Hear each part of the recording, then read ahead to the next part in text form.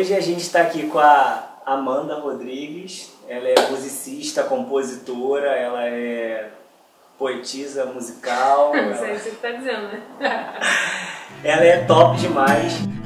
Tu és o motivo da minha canção.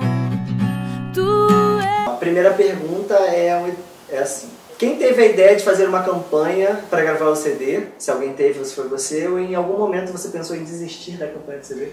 Então, a campanha do CD, agora eu não me lembro em detalhe quem foi que teve a ideia, mas eu acho que foi meu marido que teve a ideia.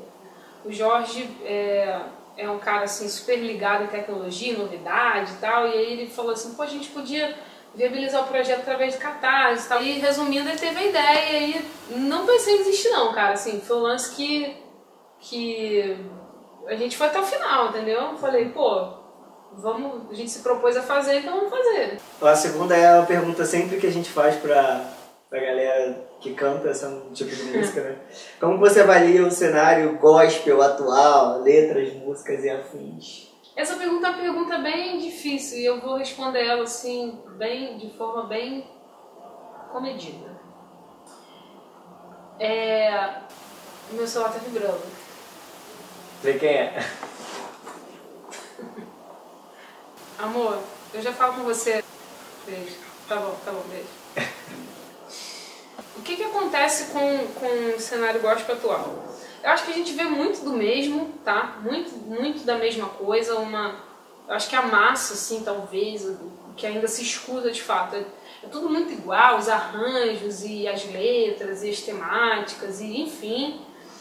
Porém, tem um outro lado que eu acho que a gente tem visto uma galera muito legal, cara, surgir, tipo os Arrais, sabe? O próprio Leonardo, com esse trabalho último que ele fez aí do DVD e tal, a Daniela Araújo, a Marcela Thaís, pessoas que eu não imagino que a galera fosse ouvir, fosse abraçar, tipo, há 5 anos atrás, há 6 anos atrás, entendeu?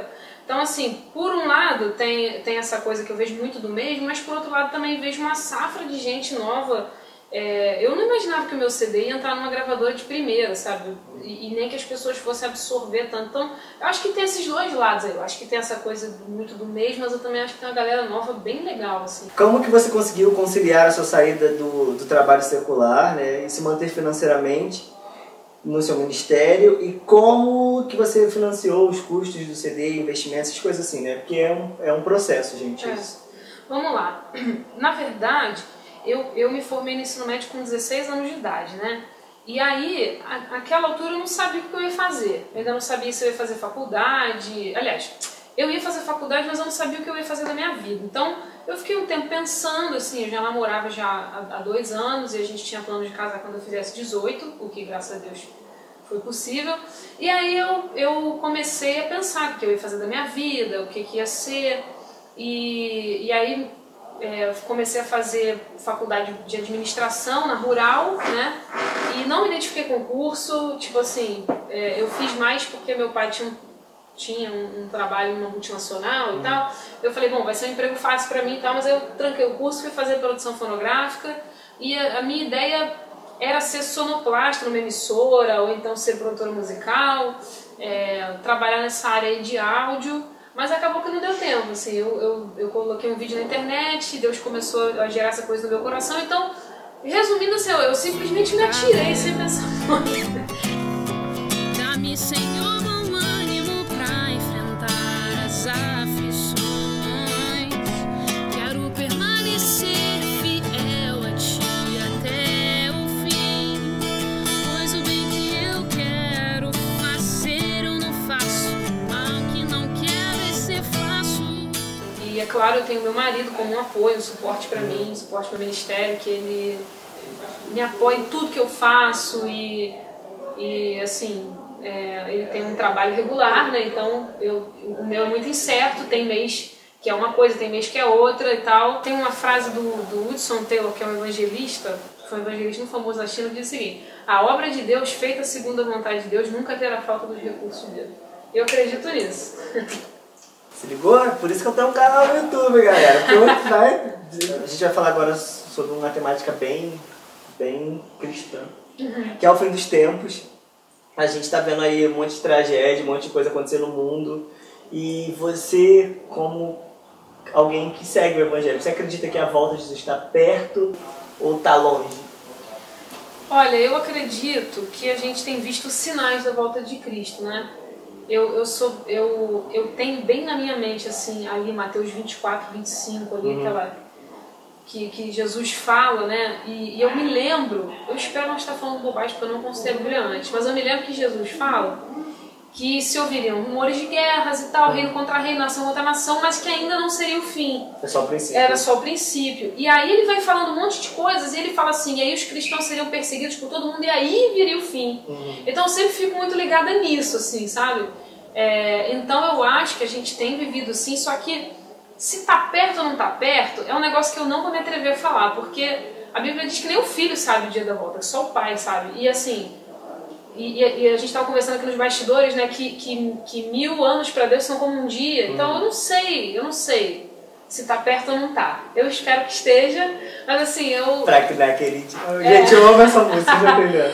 E eu espero que esteja, mas eu não me arrisco a dizer, assim. A penúltima pergunta, ela fala sobre... Tudo indica que já estamos vivendo o que a Bíblia chama de princípio das dores.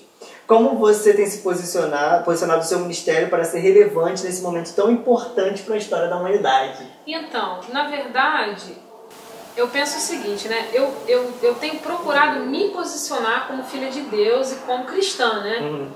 E eu acredito muito que a nossa vida com Deus, quando a gente é ligado com o Espírito Santo, quando a gente tem conexão com o Espírito Santo, as coisas vão acontecendo naturalmente, sabe? A gente meio que não para pensar qual é o momento que a gente está. Às vezes a gente olha para trás e fala assim, caraca, Deus estava falando.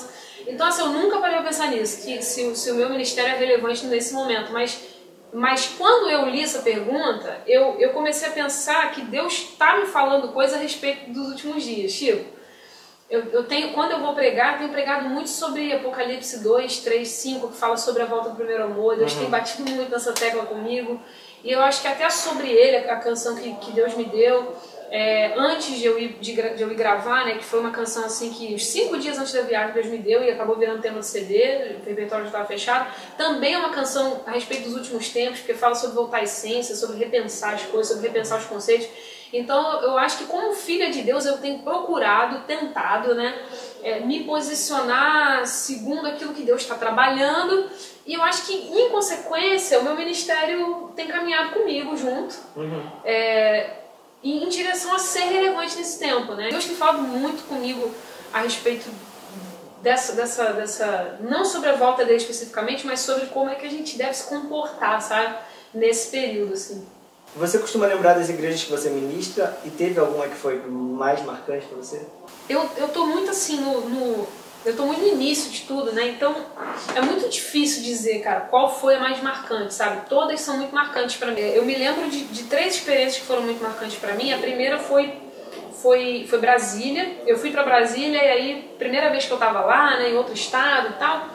E aí eu fui pregar, né, e tava bastante nervosa, porque acho que era a 2ª vez que eu ia pregar e eu tava ainda bem engateando nessa parada. E aí quando eu comecei a cantar e tudo, eu vi algumas pessoas na igreja cantando minha música, e aquilo foi uma parada que bateu assim, caramba, eu nunca vinha num estado e as pessoas estão cantando minha música e tal. E aí eu me lembro que no final um cara me procurou falando que ele era do Mato Grosso do Sul, e aí a sobrinha dele ouvia minha música, tinha um testemunho muito legal com a minha música e me pediu uma palheta minha. Aí aquilo me marcou pra caramba, porque eu falei assim, caraca, como é que pode, né? A famosa Ken, né? O cara me pedindo uma paleta minha pra dar pra sobrinha dele, que ela pediu. Aí foi muito legal aquilo. A segunda mais marcante foi que eu fui convidada pra pregar num culto de domingo à noite na igreja aqui no Rio.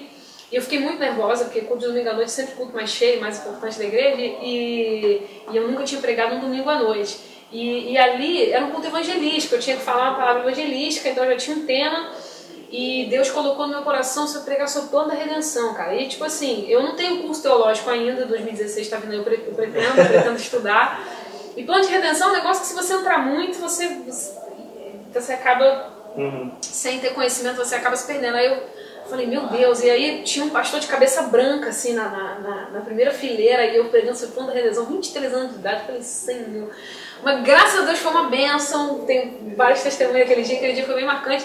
E o terceiro foi esse ano, uma escola de missões que eu fui, que eu dei uma aula sobre novos ares da vida cristã. Aquela experiência foi muito marcante pra mim, muito marcante, porque eu dei uma aula, sabe, fiz slide, eu passei uma semana lendo, e eu amo isso, então acho que resumindo foi isso aí.